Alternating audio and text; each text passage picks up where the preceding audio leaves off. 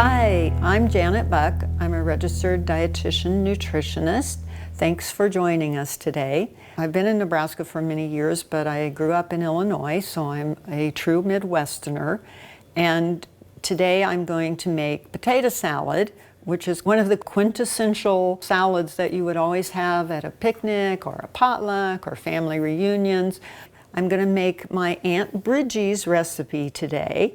Aunt Bridgie is now the designated bringer and preparer of potato salad for all of our family reunions. She's told me that she used to make it for her family when they were all at home and growing up.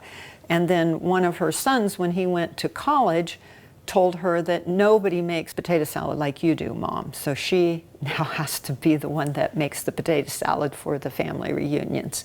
And I also should note that my husband pointed out to me that when you go to a potluck, you always check out all the potato salads that are there to see which one looks like it might be the best or which one might be Aunt Bridgie's, so that you can choose that.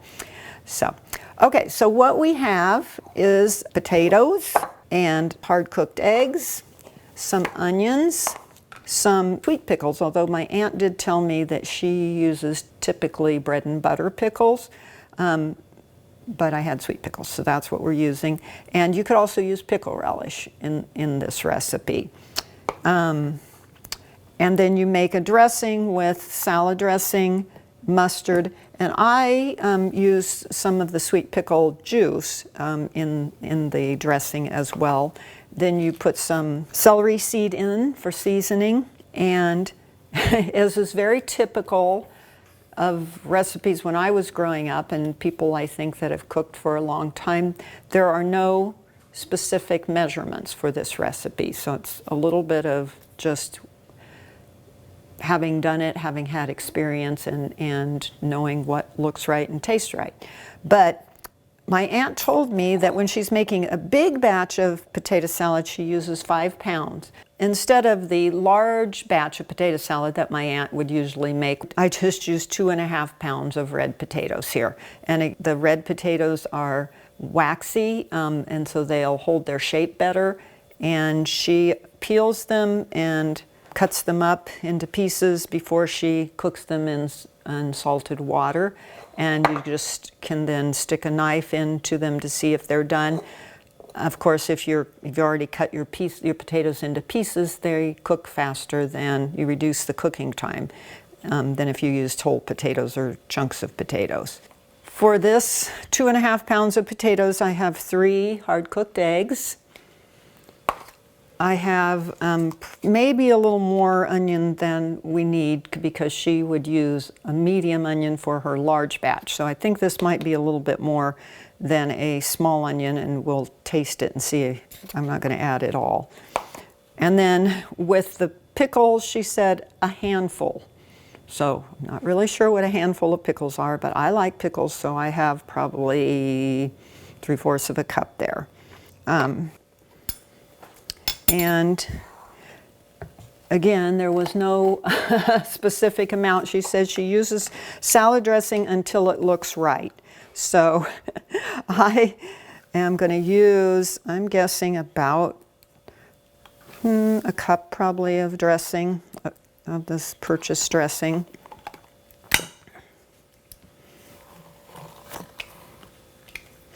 And then she told me she uses a couple of squirts of mustard.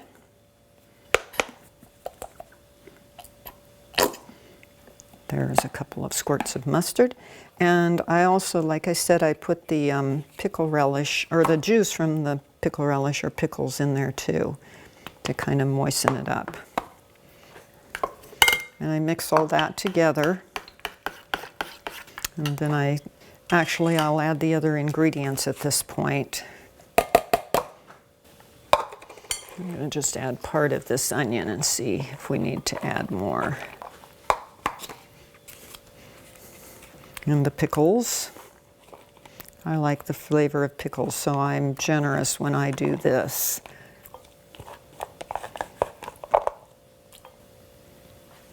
Put the rest of that juice in there with the dressing.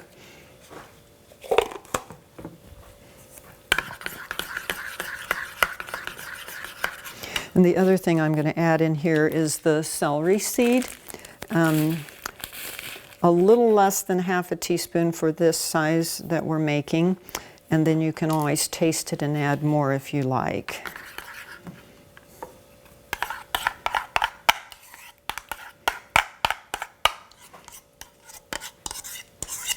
You just add the dressing till you get it nice and everything moistened. You could certainly use a light salad dressing to cut down on the fat and the calories in this recipe. And then you mix. One thing about this is that this is an economical recipe, and the ingredients are readily available, and were readily available for folks that lived on a farm. Because people would often raise their own potatoes and onions, they would raise cucumbers, make their own pickles, and often there were chickens, so that they had eggs, and a lot of these ingredients were just readily available and really inexpensive for people to make this dish. So the very last thing that I would do is probably garnish it with a little parsley. Fresh parsley, of course, from the garden also, so that makes it really good and adds some freshness to the recipe.